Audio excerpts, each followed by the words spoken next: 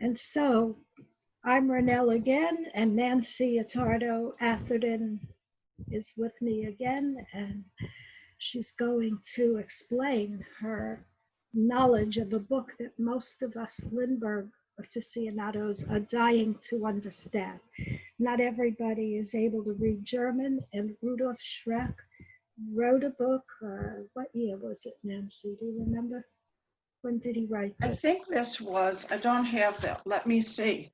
This was 2005. 2005? Yeah. The information Oh. about the German children came out in 2003. So by 2005, he had written his book. And it's never been translated into, No. as we know, any language, not French, not Italian. So No. what does it say? Tell us, please. We're dying to know what's in here. What are the juicy parts? Are there any juicy parts? Maybe there are no juicy parts. Oh, Ronelle. Let me tell you. Wait. People don't know, perhaps. There are even Lindbergh, no. Everybody who pays attention to Lindbergh must know that he had 7 secret children in Europe, right? By how many women? 3 women, 2 of 3 women, Ronelle. Right. And 2 were sisters yet. And the third one was their friend. So Yes. I just want people who may be watching this and don't have a clue about what we're talking about. We're talking about a man who was world famous, who was the greatest hero on earth. And he made 6 children in America, one of whom is the supposedly kidnapped child.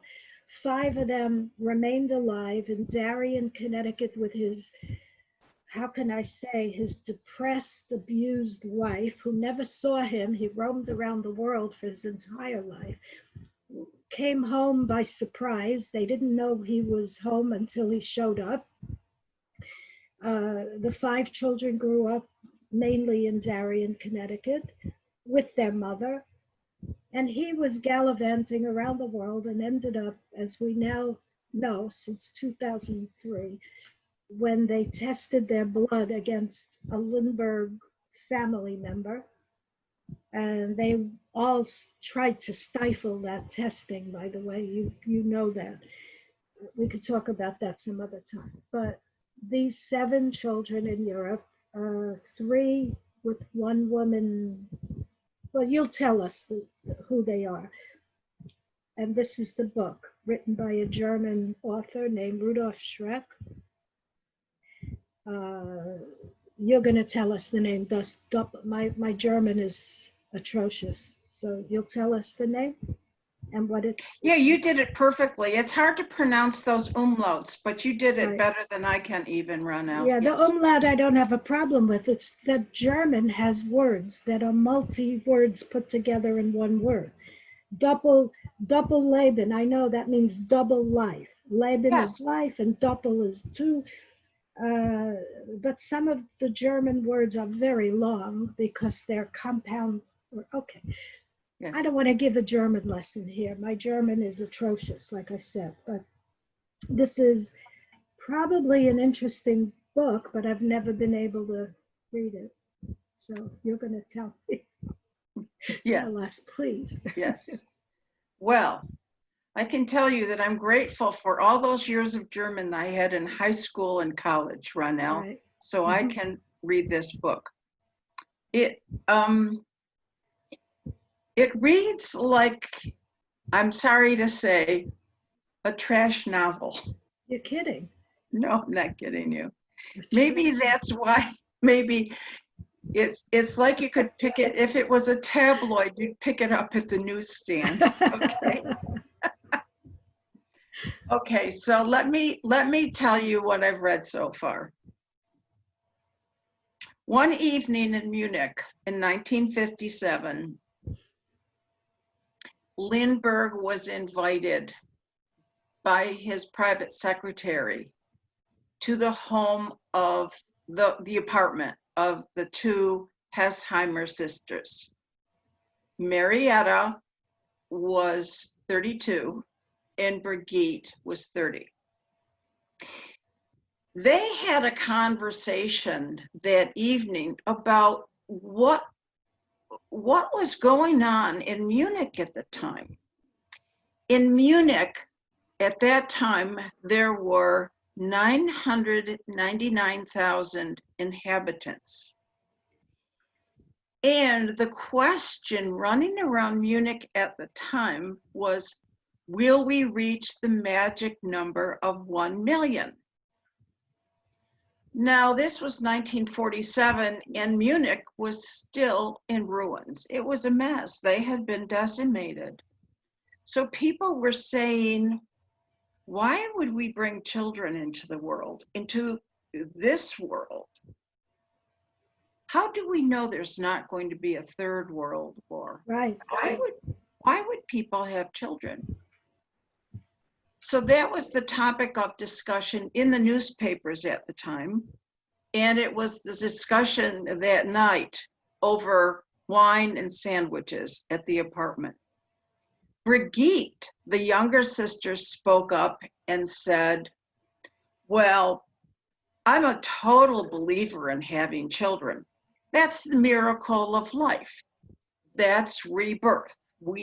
That's what I hope for the world and our city. I think that's what perked up Charles Lindbergh's ears. He heard the word children and he liked it. So 2 days later, he invited Brigitte out for a walk, a stroll. And she gladly accepted because she knew who he was. He was a hero and he was charming and he was handsome and he was tall, everything. He had it all. So they went a little while walking, then they took a tram and they got to the center of the city and they stopped in front of a building where there were 2 stone lions. And he looked at Brigitte. This is after he had met her 2 days prior, okay? He looked at Brigitte and he said, why aren't the lions roaring? And Brigitte looked at him and he looked at her and he said, someone told me that when you're in love, the lions roar. That was his pickup line. Oh my God. So what did they do? I don't know. They went right back to Brigitte and Marietta's apartment and had their first tryst. This is in the book just the way you said it, or? Yes. Yes. Yes. Wow. Mm-hmm. Now, Marietta and Brigitte, they were very, very, very close sisters because they had spent their young years in clinics together because both of them had TB. And so they shared their apartment, and the book says they were extremely close in sharing everything together. So Marietta shared with Brigitte how she was infatuated with Charles. So we know so far in the book, what I've read, that both were very interested in Charles. But at this point, Lindbergh has only established a relationship with Brigitte, the younger of the 2 sisters. I'm reading now chapter 3 called 3 Women in Rome. So I know that he's going to make his move pretty quickly on the second sister. And The same lions. No, The same now lions. they're going to be in Rome because Lindbergh actually has his own apartment in Rome. Did you know that? He probably had an apartment in every city in the planet. The Yeah, Philippines, Kenya. yeah, We're, yeah. we're waiting for the babies to come, from all over. Yeah. I No. I thought I thought he was more mobile. I thought he just was in hotels. So that took me by Oh, surprise yes. that Yes. he had an actual apartment. And at the time as well, this was, I'll use the word handy.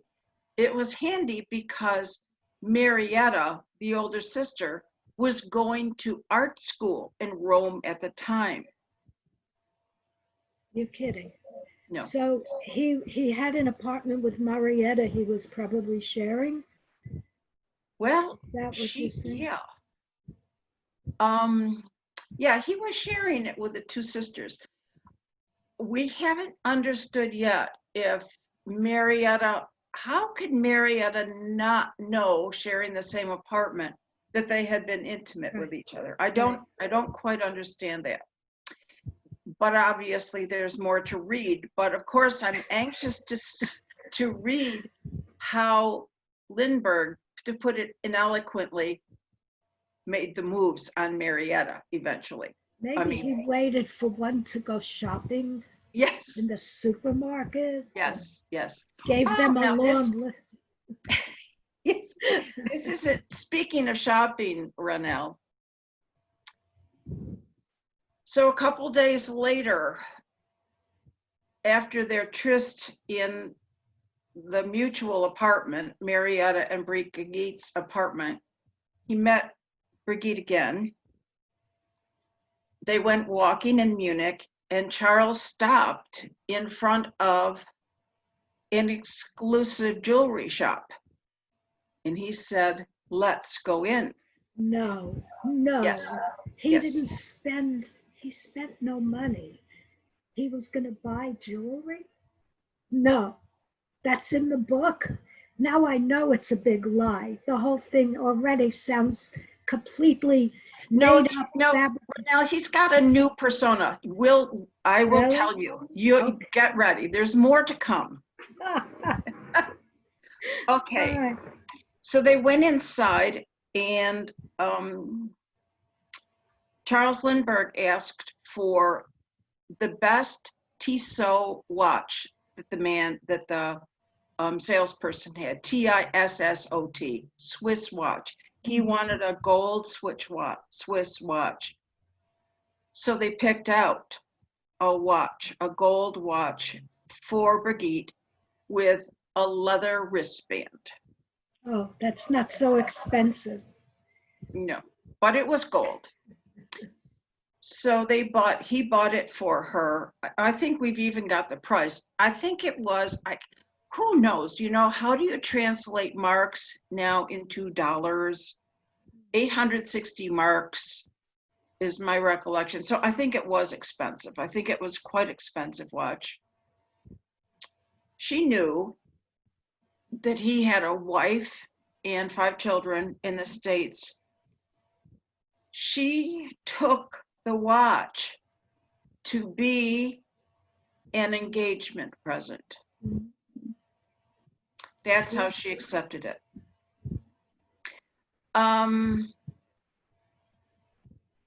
So even I've read that they took a nice trip together to Austria, to the Tyrol and Oh, Innsbruck, and he called the Alps their Alps. That was their special place.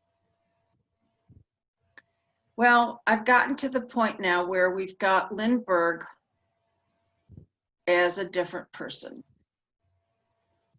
I'll ask you the question. Do you believe Lindbergh would ever be a cigarette smoker, Ronelle? are you kidding? You're kidding, right?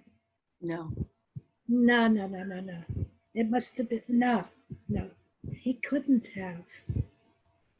Yes, That's, in fact, as he wrote to Brigitte, he wished that it was she who would be lighting his cigarettes now. no, no, that must be code language because, really, It's his penis he's talking about, not a cigarette. No, no, no, no. And besides, I really don't believe he was ever in love with anybody but himself. So this is all a baby factory operation as far as I'm concerned. The Lebensraum, the what was it called? The Gestapo? No, I forgot which one was it. Himmler or Goering? They set up a baby factory with Oh, SS soldiers making babies with blonde Polish prisoners and people they considered Aryan. So I don't get this whole, that's why I'm dying to read this book, to hear love letters. Lindbergh wrote a love letter to a woman? Not possible. If he's talking about lighting a cigarette, that's code language for something else, because he wouldn't go near smoking or drinking. No, you know that. He was like Henry Ford, who hated cigarettes and alcohol. You know, he used to put Listerine in the punch bowl when he would go to parties. People were afraid to drink the punch because Lindbergh was present. He would secretly pour Listerine into the punch bowl. Yes, Lindbergh did. yes, he hated anyone he hated alcohol and cigarettes. His whole family were doctors. They were homeopathic doctors. And But but how could he write code? How could he write he English? always No. wrote code to his mother, to Anne. Right, but they were English speakers. How could he write code to a woman who was not very conversant in English at all? She wasn't? No, No, they didn't no, speak English there? No, she didn't. only rudimentary English. So how in the world was he having a love affair with a woman who didn't understand English? And he definitely, well, Lindbergh did understand some German because he wrote some German words in an essay when he was in college. And he lived in Minnesota a lot, and the Germanic people, German was a very heavy duty language in the area where he grew up. So I'm sure he had knowledge of German. But could he converse with Marietta and Birgit and Valeska? It's very strange. So Well, these, Valeska really had good English skills. okay, Yep. but okay, so she did. But I always wondered about the level of competence in speaking German or English. How did he expect to? Well, the truth, as I understand it, and I haven't read the book, tell me if I'm wrong, he showed up like for a week or two every couple of months. He didn't really have a relationship where he needed to speak a lot. He made pancakes and went home, and they didn't see him again for 6 months or 9 months. So Yes. what kind of language skills do you need for that? Well, you don't need a lot to make babies either, right?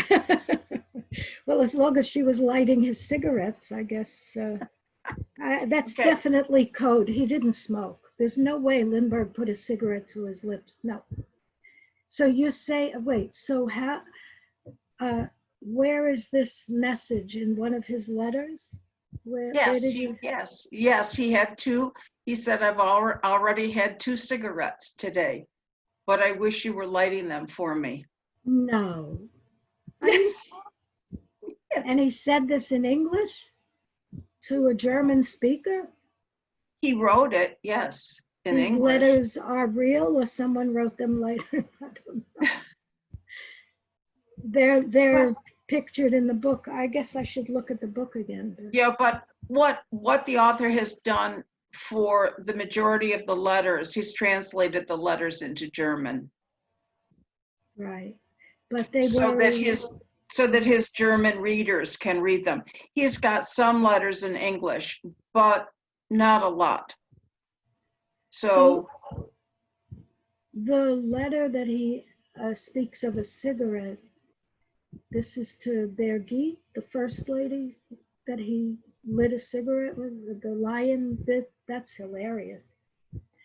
Hilarious. Why would he? Well, maybe he did smoke secretly. Maybe he was smoking pot or hashish. I can't imagine Lindbergh ever smoking. He hated people who did that. hated people who drank. Okay, so I've interfered with your description. Tell me more. Tell us more. What we don't know about the lover, Charles Lindbergh, the lover. Well, of course, this is the kind of book where you try to read ahead, see what you can find out because it's so tantalizing. But I have read a little snippet. I've read a letter that he wrote. This is further on and not too far along in the book, actually. But he does say to one of the women, and I don't know which of the three it is because now we've got all three involved. He said, "It is complicated, and I know there can be hurt feelings, but we can work it out." And what does that refer to? The other sister. Yeah, all three now know about each other, and they're not that happy about it. No? No, surprisingly. So, or not surprisingly. So Ronelle, we have a bombshell book here. And speaking of the bombshell, wouldn't you think that would be a bombshell in the States? No one has translated it. That would be a bestseller here, even if it wasn't Charles Lindbergh, even if it was Joe Schmo. But It's pretty nobody, fascinating. but the big question for me about this book is why it hasn't been. You say it was published 2003 or 2004, so that's 2005. 2005, 15 years ago. 15 years ago. You'd think they would have translated it by now. No, they don't want it in this country. It's bad enough a few of us know about the children, but no. There is a foundation connected with the Smithsonian Institute. It would be totally ruined if this book were ever published in English. They collect millions of dollars, I imagine. I have no way of knowing the money, but I guess it could be found out online. The Smithsonian Institute has a Lindbergh Foundation connected with it. They would be scandalized if this book were. Well, yeah, just think how you only need to see the cover of it with Lindbergh the hero and then Lindbergh with a secret wife. Very happy looking at another woman, and she's looking very happy. Never did that with his wife in Darien, Connecticut. There's no picture where he's looking at her and being happy. So it's looking in the other direction and scowling. Yes. Like, how did I marry this woman? She's how did I, he's, but I know that when you walk into the Smithsonian Museum where the spirit is hanging from the ceiling, the first thing you bump into, now I haven't been there in a couple of years, but and I used to go often, you walk in the main entrance, up the stairs, the main entrance, and the first thing you bump into is a big standing propaganda advertisement to collect money for the Lindbergh Foundation. And the spirit is hanging right above it. So visitors, millions of visitors to that museum, they walk in and they're asked for money to donate to a Lindbergh something, I forgot the name of it, and maybe it's not even there anymore, but it used to be there, and they had collections based on him, his name, his fame, and the spirit hanging there. Now, imagine if this book were published in English. People in Nebraska would now know that this hero that the museum's trying to collect money, this hero had 3 secret women that he had to show children with, while his dear wife, the poet, stayed home and raised his children. No. Well, that money would dry up very quickly, Ronelle. Because America is a very prudish place. Oh, Germany, right? In Germany, there are millions of women like these women having babies with men and never marrying them. It's very common, especially after the war when the men were dead and the women had to go on and try to reproduce a new nation, a new population, a renewal of their national heritage. So how were all these women going to have renew the population if the men were dead? I don't know the ratio of dead to living, but surely it was the men that died more than the women because No doubt. they were in Exactly. They were the ones at war. Yeah. Right. So go on, tell us more juicy stuff. He smoked. Oh my God. I can't believe that. I was stunned. Yeah. Yeah. But yeah, it's hard to misread to Zigaretten. I mean, it's pretty honest. It's right there. Right. It's almost in English. Well, I'll have to think more about what cigarette implies. Okay. It is a phallic symbol. There's no question. Well, a cigarette is a phallic symbol. well, maybe he wanted one. He smoked. He didn't have one, right? Oh God. Oh no. Anyway, so the book is pretty great. Yeah. And I'm pretty intrigued to get to the part where he woos Marietta. Well, the real mystery is Valeska because I have a. Tell me if I'm wrong. Nobody knows if that's even her real name. Is that true? Well, yes. Lindbergh made them take a vow of secrecy or swore them to secrecy. So they were totally unwilling to come forward to Rudolf Schroeck about their lives. They have not been interviewed, and we don't know about those children. Right. So they kept their vow of secrecy. Yes, yes. What was the punishment if they came forward? He would end the trust fund, or what was it he held over their head to, or they were just so loyal and loving to him? They were so loyal. Well, apparently he bought both Brigitte and Marietta homes.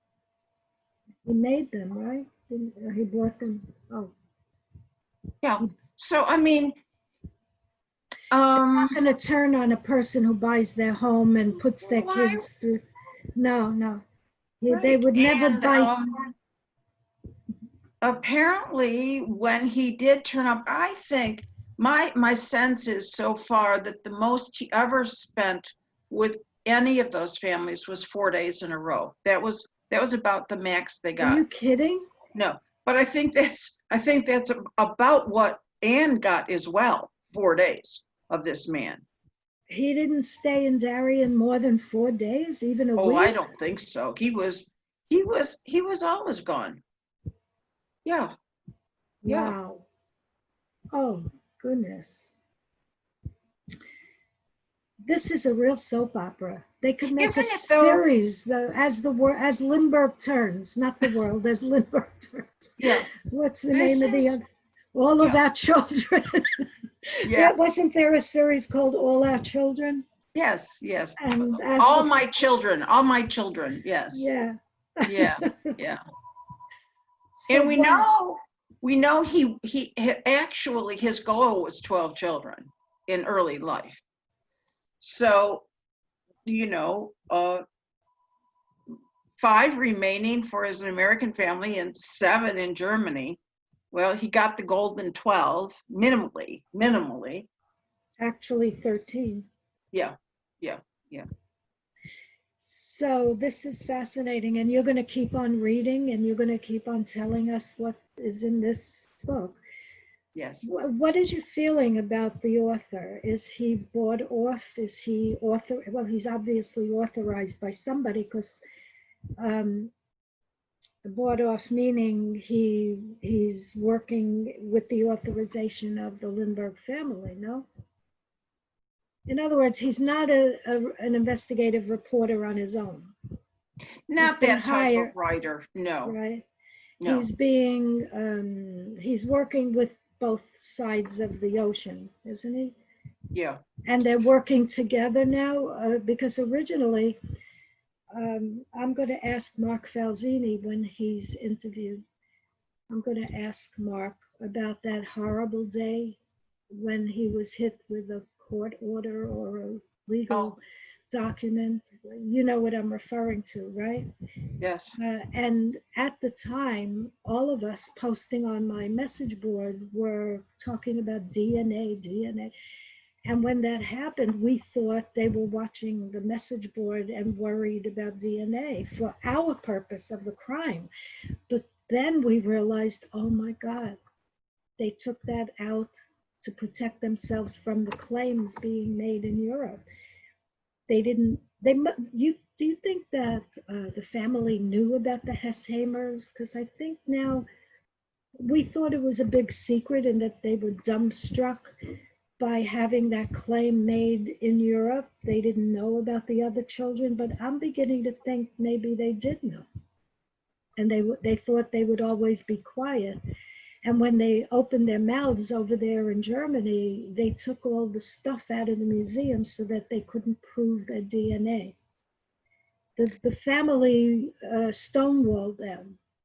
You know, do you remember? And I think Yeah, Eric and then it was apparently, one of the grandchildren that right, decided to go for the right, DNA testing. So yeah, they were pretty reluctant, weren't right. they? In the If it beginning, took a grandson to finally come through and right. offer his Yeah. tested, yeah, But that was yeah, in the beginning. And then Reeve wrote a book about how she had to learn to accept these children and all of that. So, you know, I'm extraordinarily suspicious of why this book has been silenced in America. It's been silenced. If it weren't for you right now talking about it, I don't think anybody would know. Uh, yeah, I can't read this book. I don't. I can understand the German words a lot, but I don't understand what they mean when put together. yeah, The yeah, grammar and all that, I don't get it. So right, right. I'm so lucky to talk to you. And um, I have to say, in my overall thinking of the book, that Rudolf Schroeck basically has a pretty thin story overall. really, Yes, he got help from the three of Brigitte's children, but not from the two other women, well, who died, but the other four children. What can they really know about their mother's secret life and no, what it was like with Lindbergh? And so I think he doesn't have a whole lot, because when you read the table of contents, he's got a chapter on Anne, he's got a chapter about the flight, he's got a chapter about the kidnapping. So this is all stuff we already understand and know. It's not all about the three families in Europe. well, that's why. Oh, I'm hearing the feedback again. That's why I'm upset about this book, because when I opened it up and saw Scott Berg had gone there and helped him with this, I knew already the connection. This book is, I don't trust it because Scott Berg was an authorized author to write the one about Lindbergh. He was hired by the family to write that book. It's a Yes. family authorized biography, and now that's why Rudolf Schroeck could not be an investigative reporter. He's not independent. You know what I'm saying? He wasn't free Be- to just write anything he wanted. because of the connection with Scott Berg there, Now, that's shows in the book. so one more thing I just want to say in case nobody remembers this. Scott Berg wrote 800 pages on the life of Charles Lindbergh, who was touted. Scott Berg touted his authority. He went to Yale. He was the only biographer allowed into Yale, 900 boxes of stuff. Did Scott Berg report the Hesshamer in the 800-page Pulitzer Award-winning biography that was a sham? In my opinion, that book, you and I could have written all the stuff that's in Scott Berg's book because there wasn't anything new in it that we didn't know. And how he missed out on the Hesshamer story, he should hide his head in shame, and so should the Pulitzer Award people for not. Well, what would they know, really? What did Doris McCurtain Goodwin, what's her name? Doris Goodwin and McCullough, I think his name was, the people on that board. I don't know how people judge a good biography if they don't know much about the subject. And Scottberg, uh, I, well, that's my feeling about this. It's, if Scottberg is involved in it, then how come Scottberg didn't know about the women, and what is he doing over there with Schroeck in Germany? Exactly. Yeah. I have to admit that I started Scottberg's book. It's a good book to read if you don't know. It's good. I have not finished it. No, what's the point? It's a long book. I turn a page, I read it. I already know this, thank you. Right. Turn the page, read the next 2 pages. No, I already know this. Right. It was to me pretty, I'd have to say, almost infuriating to see this guy got the Pulitzer Prize for what I already know. I don't waste my time. Right. But a lot of people don't know. This woman, Candace Fleming, who just wrote a book. She wrote that book. It's called The Rise and Fall. The Rise and Fall of Charles Lindbergh. And that's a young adult book. It's not written for adults. Her book is better than Scottberg's book that's for adults. Yeah. Candace Fleming's book, she did more research in a real investigative manner, and Scottberg was led evidently by the nose of the family that hired him to resurrect Lindbergh's reputation, because he was, history wasn't kind to Lindbergh. But the other thing I want to ask you, I think we mentioned this together, Gore Vidal, what's he doing in the credits? What is Gore Vidal doing in, were you and I talking about this? I think a little bit, yes. He's mentioned in the credit of Schroeck's book, and I'm trying to find out what Gore Vidal, what input, other than aeronautics, because Vidal's father was in the... Yeah, right? His father teaching aeronautics at West Point. Yeah, so... No, that's a thin connection to aeronautics. Very, very thin, yeah. Oh, except he had a love affair with Amelia Earhart, apparently, Gord Vidal. He was gay. What was he doing with a woman? He was bisexual. Really? Mm-hmm. Not at the end of his life, because he was, well, I don't know. Who knows about people's sex lives? You know about sex lives? I don't know. So let us look at your collection. Okay, let me show you something I love. I hope it shows on our screen. I will go pick it up. I'll be right back. Okay. Okay, in fact, I'll take this with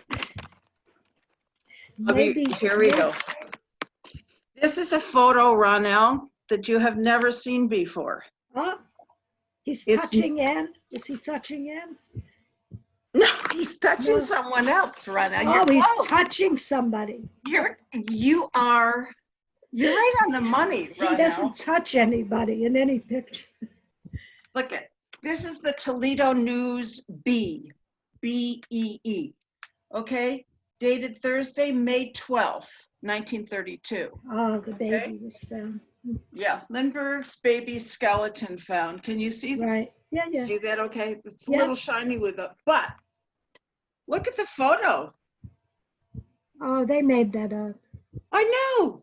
They did that all the time. They put his mother kissing him side by side. The 2 photographs that they. Can you imagine? But I think it's and you can tell this is from the baby's first birthday picture when he was sitting at the table with the dog sitting next to him and the pail on the chair. Right, he's reaching. That's what it's photo. But it fascinates me that There's a photoshopped picture from 1932. They were Right. photoshopping in 1932, those Yeah. clever people, They did. because the baby was 20 months old when he was kidnapped. No photos of the baby with Lindbergh. Isn't that amazing? No Amazing. group photo of Anne, Charles, the baby. No pictures, no photos of the baby that Christmas. Maybe they're in the museum where they don't allow people to go, the Yale Sterling Library. Yeah, maybe they're there. Maybe there you find. I have never been there. Have you? No. No, no. No, yeah. So we don't know. That picture is amazing it had to be photoshopped, but it's a picture of Lindbergh with the baby. And that's the only way you're going to see it. Right, right. Yeah. So I'll take you on a little tour of the room. Good. Things I've collected through the years. There's now it's to the point, Ronelle, where I can't tell you exactly how I found it, where I found it, No. because it's been a long time collecting. But we'll do a little circle tour of the room, and I hope you can see things. Something's ringing. Oh, I just got that book. Yeah. This I is- have it. Oh no, that's a different one. There's a new That's book. Scott that looks Berg's like- book. Oh yeah, that's the cover. I got it from Barnes and Noble. They let me have their poster after Oh, it you're was sold. kidding. Oh, Isn't that neat? That is, yeah. Yeah, it's behind my door, so I don't have to look it all the time. Yeah, when I've had enough of Scott Berg, I just, close my door. Well, Yeah. I'm not a fan of what happened with him. No. Look at.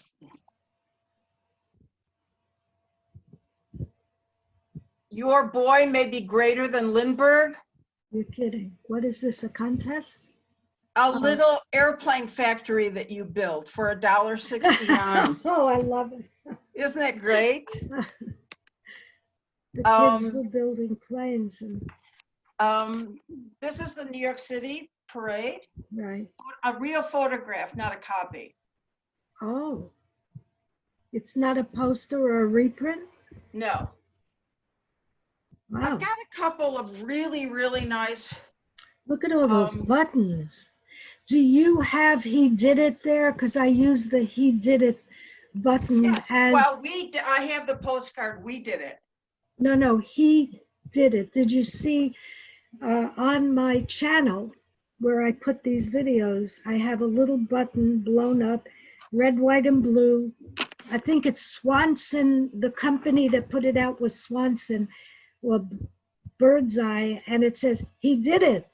And I use that button to as a double entendre for he did the crime. He did it. Yeah, he did it. He did I'll it. have to He look made at my it. buttons. I'll have to check on my buttons to see if I have a He Did It button.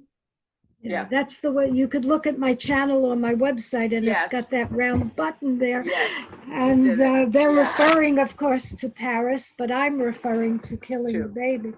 So, Exactly. Yeah. This is a silk scarf that I had oh, the silk scarf. Yeah. framed. Wow. I like it. It's a pretty blue. Souvenir. There's an old poster. I'm having a hard time making sure you see these things, Ronelle. I can see that. Of Jimmy Stewart. That was so ridiculous. I can't bear to watch that movie anymore. Well, he wasn't the right age. He was like, what age was he when he tried to play He at was 27? 40, I Yeah. think he was 47. Yeah. Here's a great item, Ronelle. I'm going to move it a little bit so I can show it to you better. This I love. This I know I found on eBay. Oh my goodness. It's a bank. Oh, It's a heavy metal bank. cast iron bank. Cast iron bank. But the Wow. great thing is they have the plane going in the wrong direction. They have it going from No, it west. looks, oh, New York is over on the right and Paris is over. Yeah. And you can't turn You it can't turn around it around. and No. make it go the right direction because that's the backside of the bank. Well, then they did it and then put the names on the wrong side. That's what happened. Yeah, and they put the Arc de Triomphe on the wrong side Right. and the Statue of Liberty. Right. I pretty much love this item. And this is my one bookcase of my Lindbergh kidnap books. That's all? Yeah. That's we how, have because, a lot of them.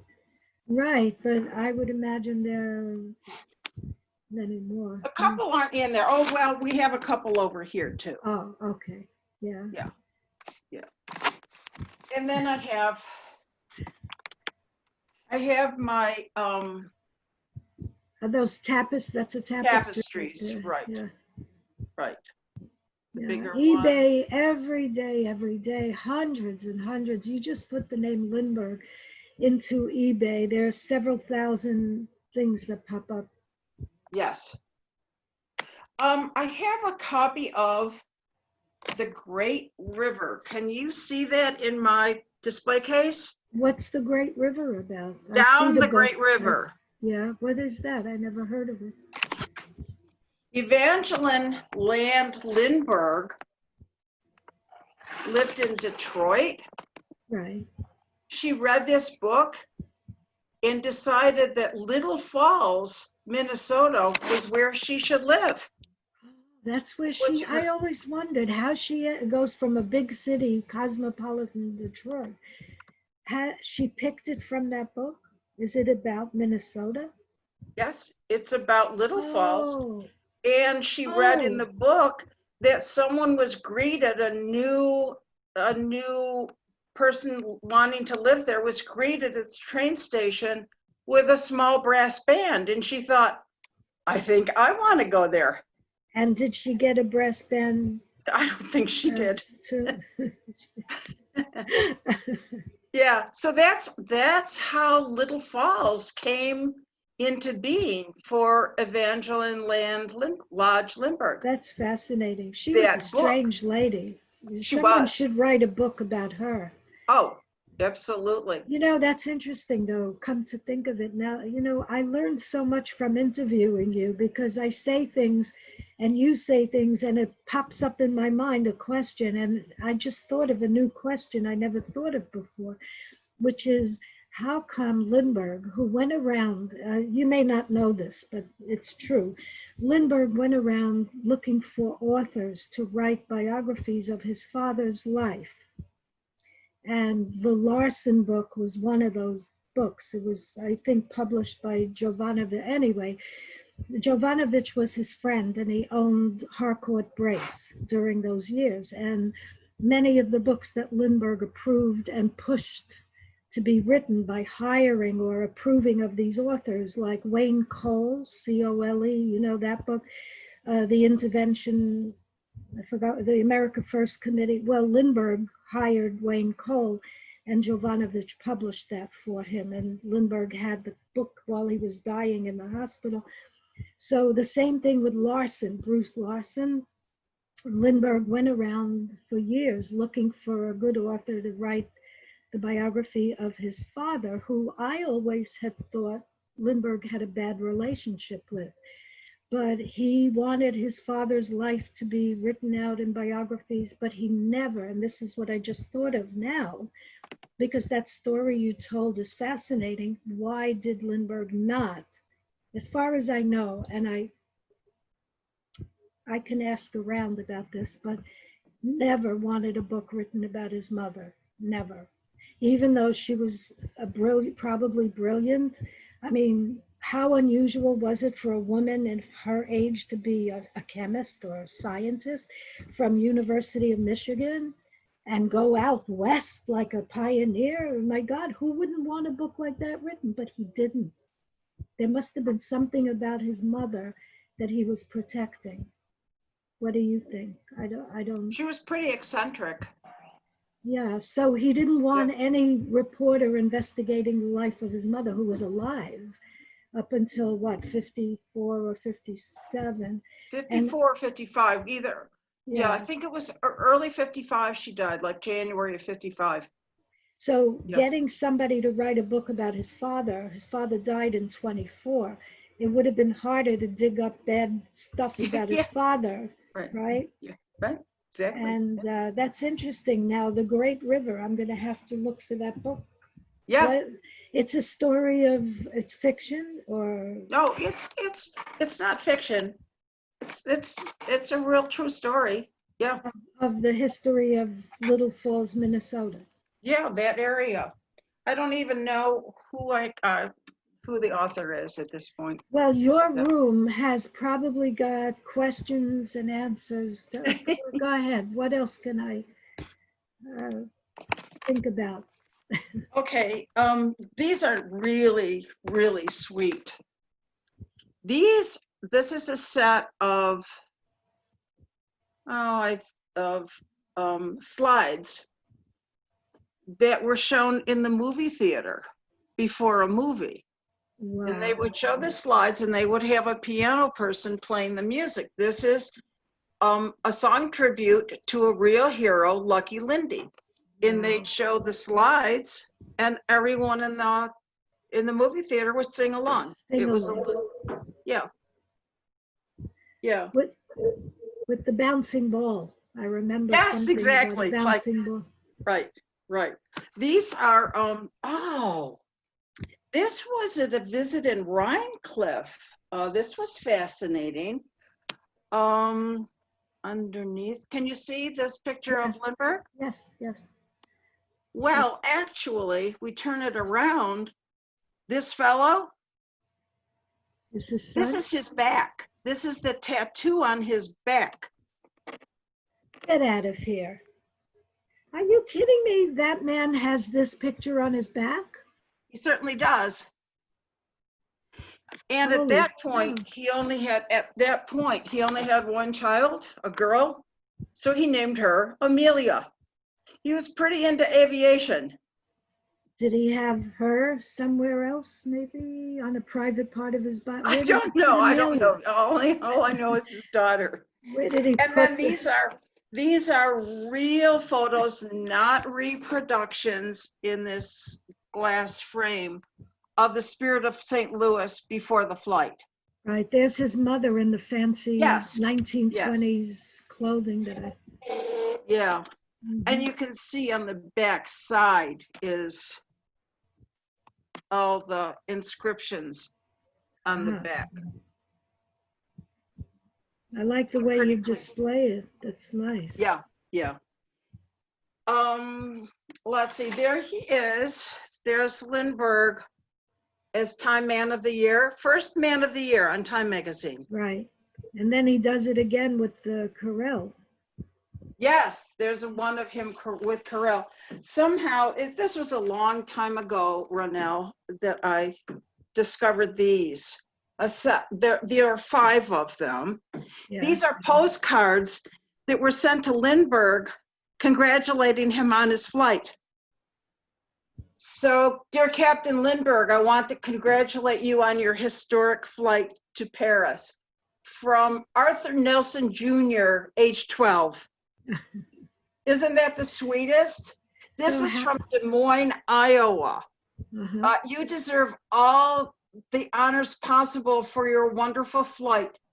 You started for Paris and arrived without having to look all over Europe for Paris. Isn't that cute? Yeah. This from C.B. Hyde, Hyde, in Des Moines, June 8th, 1927. And then this is a thank you to the writers of all the postcards down here that's printed out. Colonel Charles Lindbergh has requested the St. Louis Chamber of Commerce to reply to your congratulatory communication of recent date. Signed, very respectfully, Harold M. Bixby, President, St. Louis Chamber of Commerce. Wow. So I like that collection. And then pretty much over here is my wall of the kidnapping.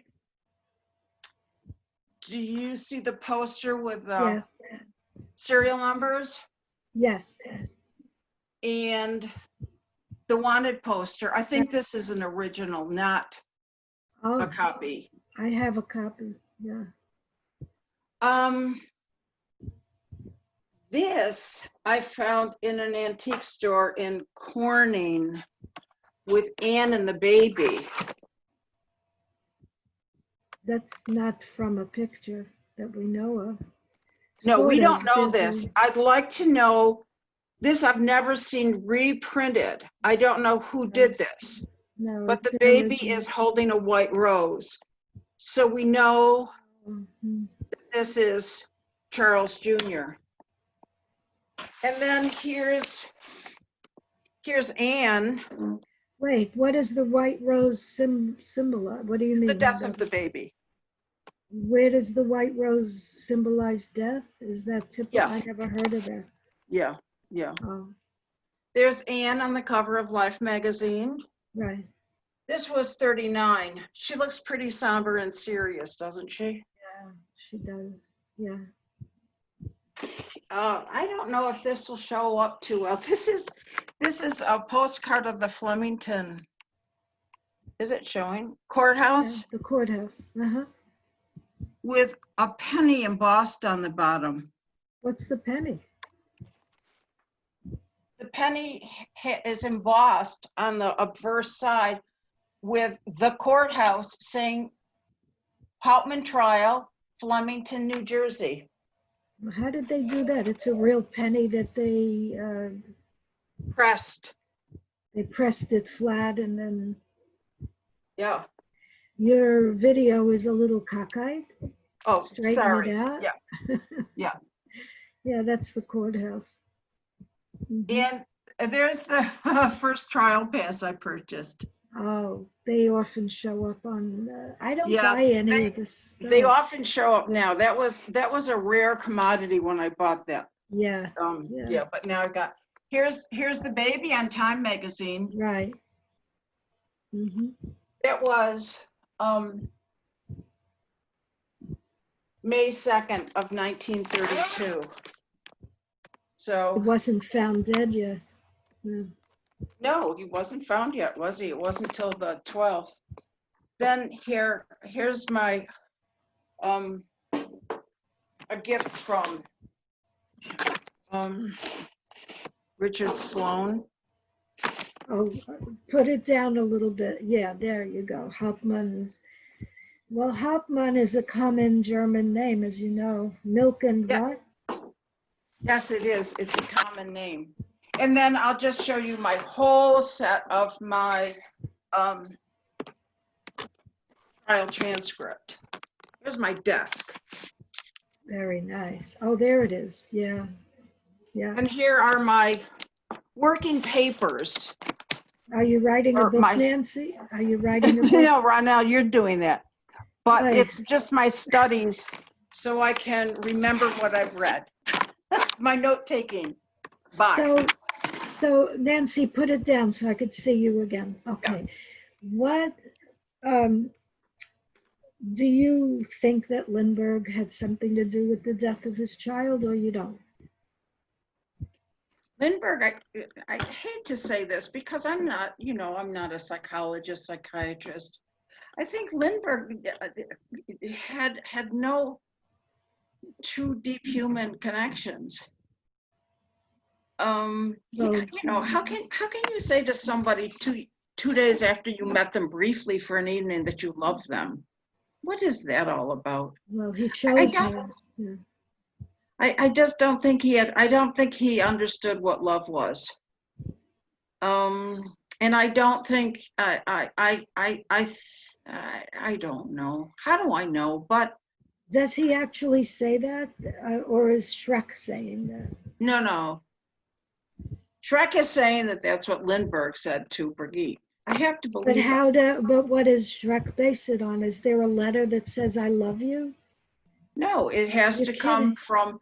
My guess is that Brigitte shared that information with Astrid when Astrid found that out.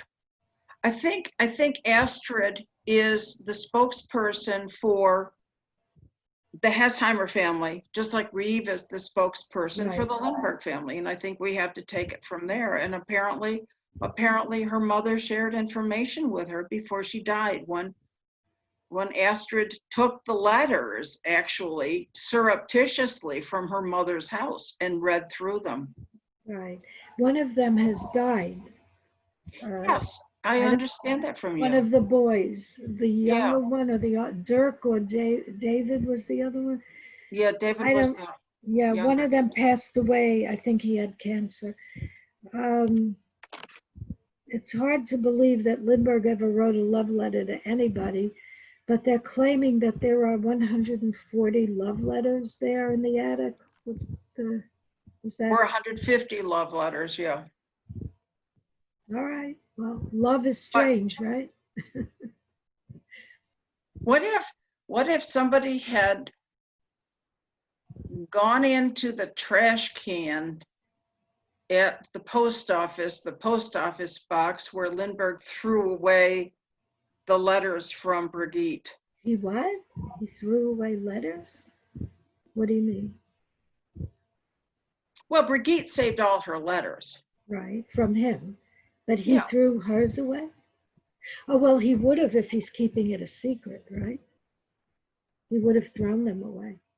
He wouldn't want to be. He wouldn't have been able to take them home and put them in a shredder No, because no, shredders didn't exist, and right. he didn't want those letters at home. So yeah, my vision in my head is I see, Yeah, and you're right. he also changed post office boxes and would let her know that he had a new post office box. Were they in different countries or different cities? I mean, I he think they wrote, were, my understanding right now is that it was a different post office box in the same city, that he at the used. same post office. He was just Oh, he's that, changing numbers in the post office itself. he was That just that, paranoid. He was that paranoid. yeah, he was just that cautious and very secret. Yeah. You know, Ronelle, okay, here's the book that can be written in English about this, okay? Here's the title. I just thought of it now. You see the word in Schroeck's book called Heimlich, Heimlich. It means secret. Oh, So we could call it Lindbergh's Heimlich maneuver. His ah, secret. I love it. Yes, very good. Yeah. His So Heimlich that, maneuver. Oh, that was beautiful. Why didn't Schreck think of that? Oh my God, doppelganger. Everybody knows what a yes, Doppelleben is, even if you don't know German. yeah, you Yeah, get but it. You got, yeah. so blasé. That, yeah, Heimlich maneuver. Okay, so go ahead. What about his Heimlich? Well, everything was Heimlich for, he continued to warn so far Brigitte to be secretive about this. They were probably concerned because Anne was still alive. Of course, Oh, you of don't want the course. wife to come over with a dagger and hire people to murder you or whatever. I mean, the woman was independently wealthy. She got plenty of money. And, you know, if she wanted to be vicious, she could have ruined them for sure. Right. And, you know, I don't mean that she would have killed them. I'm no. exaggerating, but He was on a very, very, very tall pedestal. The fall would have been catastrophic for him. yes, yeah. Who else ever achieved that, the height of his pedestal that he reached? Oh, Nobody. maybe Neil Armstrong. I don't know. I don't know much about sports heroes, so I cannot judge, but certainly, when do you suppose his name became fuzzy wuzzy to Americans?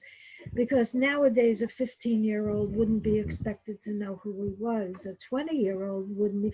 I went and got, I leased the car. The guy filling it out was 47 and never heard of Charles Lindbergh. No, So, yeah, I've educated all my friends. All my friends know about Lindbergh, but I bring it up because of course I try to. I bring it up to a younger person or just somebody, who's renting me a car like that or for whatever reason. right. And I get, what? I think I you get got to that, be, what look? Yeah. So I can't go into it. I say, well, that's fine. Don't worry about it. But I can't, anyone younger than I'm probably 50 or 60, you right, can't have a great chat about Lindbergh with. right. I think Yeah. 60, you'd have to know But- about him, but under Yeah. that, it's Yeah. 50, We could 60. we could do a man on the street test. Yeah, we could. But a Jay Leno jaywalking, but we wouldn't get, we'd find our answer at what the cutoff age is. Yeah. Right. Yeah. But he was such a character. And because he was paranoid and secretive, there's going to be no end to everybody searching for things about him or imagining they are his child or. We're looking in every book for a few clues to put together. Well, you Yeah. gave me one today. You really did with that cigarette because I cannot, it's not possible that he smoked a cigarette. Maybe it's possible he drank a glass of wine someday or another, but he was a very boring person in many ways. Not a lot of fun to be with. He was so strict. Right, And right. yeah. That's why the families couldn't take more than 4 or 5 days of him. Reeve, as you know, she was wishing him to go away already. They're waiting for him to come. They haven't seen him in a long time. He shows up and then they can't wait for him to leave. Because while he's there, he's intolerable, giving lectures. Impossible to live with. Yeah. Right. Yeah. He wasn't made for marriage, let's put it that way. He wasn't made for relationships. That's why this book is suspicious to me, because I didn't read it because I can't understand the German, but from what I know of it, it's another farce in reshaping a very bad, in other words, the Berg book was meant to reshape and whitewash the scars on Lindbergh's American reputation. And the Schroeck book, because those people came out and they couldn't keep them in the woodwork anymore, the Schroeck book was going to do the same thing that the Berg book did, but only in Germany, by, how can I say, sounds like it's trying to make him into, I don't know what, I don't know. I shouldn't even say anything without having read the book. It's not fair. But because it's not translated into English, I suspect they're just hiding him again, hoping nobody's going to notice. And if you've noticed something else, since those children came out of the woodwork, more books are trying to resurrect Anne as the heroine. A lot of books have now been written about Anne, like that Aviator's Wife novel. I couldn't believe that. Someone wrote a novel that is so, any person who doesn't know Lindbergh, who reads that novel, thinks this is a real history book. And again, it's heroinizing or dealing with the betrayal of the husband as a woman. Anne is now considered staunch and heroic for having dealt with this betrayal, right? But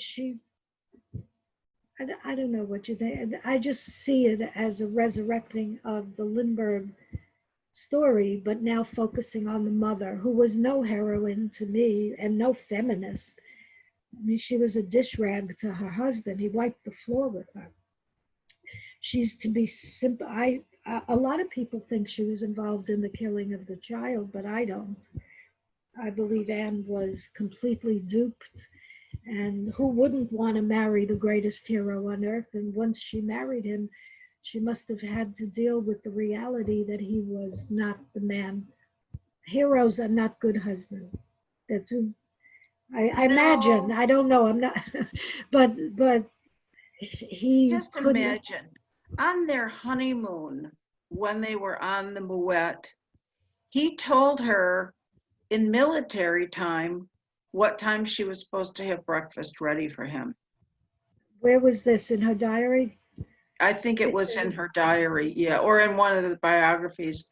I probably, if it had been fairly shallow water and close to shore, I would have been diving into the water at that point. It's No, you wouldn't. Nah, something no. like "see you later." No, what we probably would have done, because it's only human nature, when you marry somebody or get involved with somebody who you know has awful traits that you can't tolerate, you start imagining that you're going to transform them, that you're going to change them. And it's a hopeless task because we're all, our personalities are set dead into us from the time we're practically born. And the wish for women and men to change the other one is, you got That's our to either. lifelong.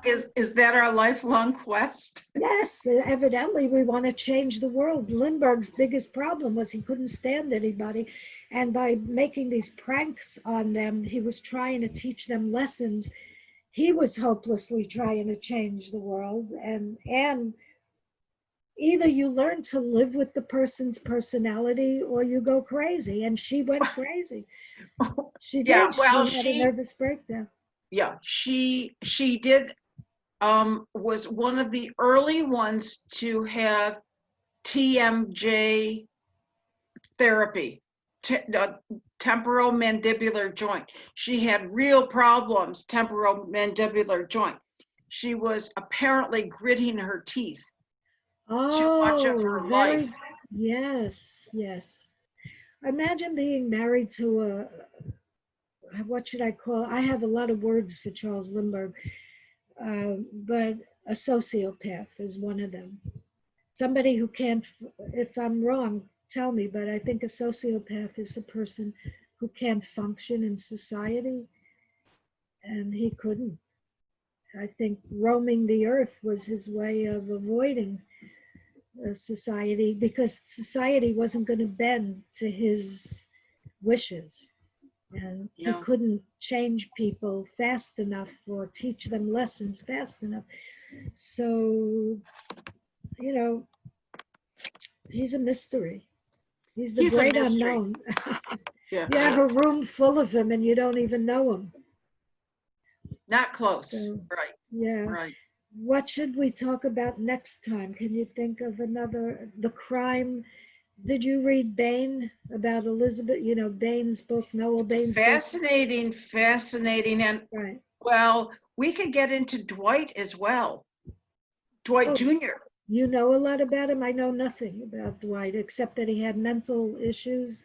He put Well, school he on set a fire. building on fire at one of his mental institutions. Oh, I thought that was at the school he set the fire, or at the mental institution. I thought it's Yeah, been you a, may be right. I don't know yeah. about him. Dwight wasn't well, and also Dwight was at Englewood in the mansion when Violet Violet Sharp Sharp. took her life.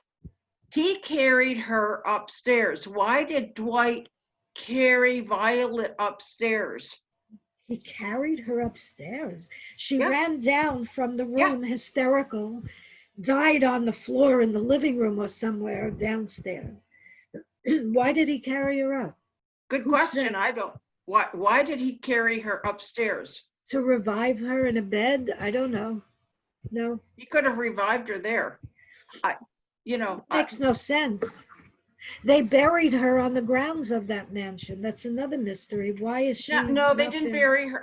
She's in a cemetery. But think of this: this is a family so rich.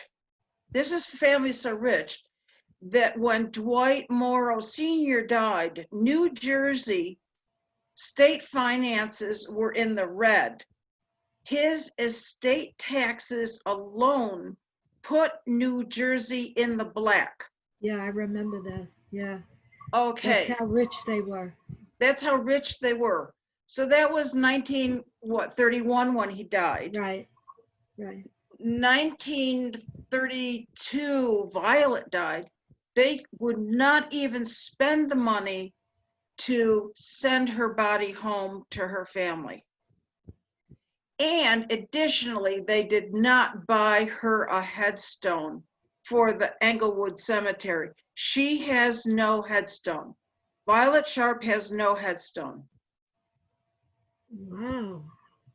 You can find it because there's a number marker where she's buried. That's it. How far is the cemetery? I understood it was on the grounds of their estate, but it's not. Okay. No, it's in a cemetery. There's an actual cemetery that you can go In to. Englewood.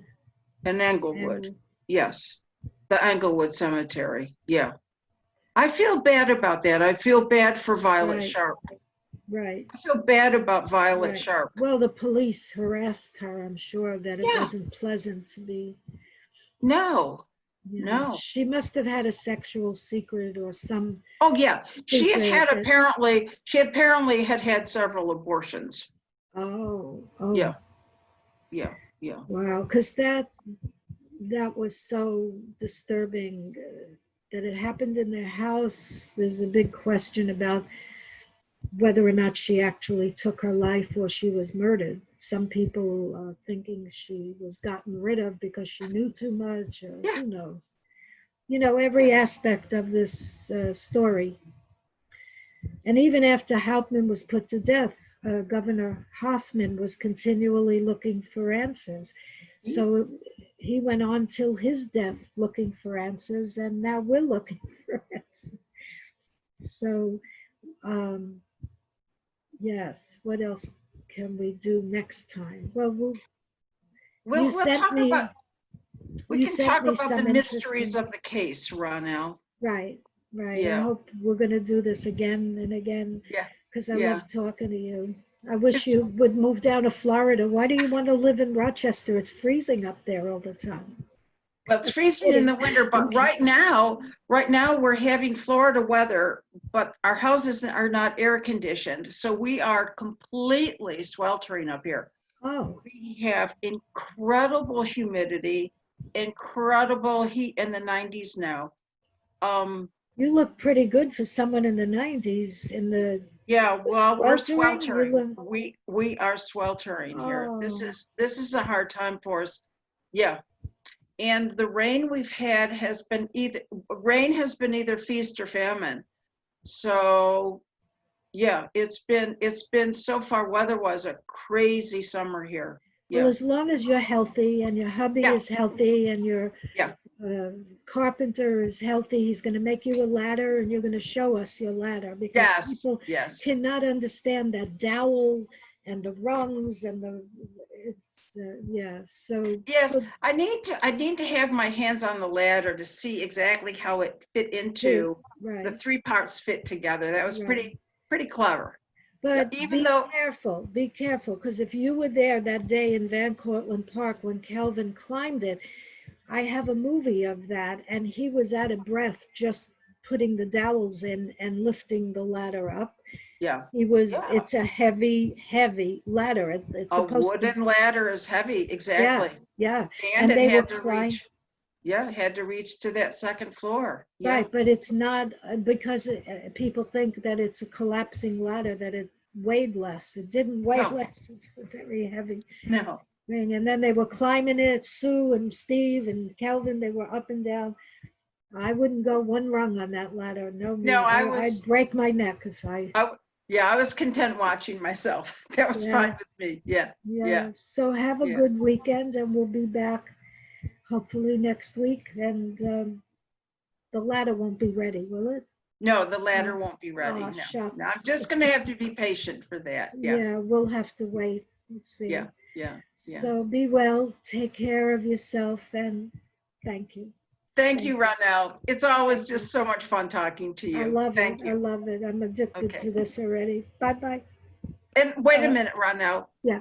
I'm going to apologize for everyone for the dizziness as my crazy laptop went up and down in my room. I'll apologize for All the right. dizziness incurred. Yeah, I took a Dramamine while you were Oh, doing okay. that, so don't Perfect. worry. I'm okay. Okay. That's great. Gotta Okay. go finish writing my book because I'm Okay. doing I so can't much wait of to this. read it. Me Okay. too. Me too. Great. 20 Okay. years is enough. Bye-bye. Awesome. Bye-bye, Ronelle. Take care. Okay, exit. Yeah. Oh, end.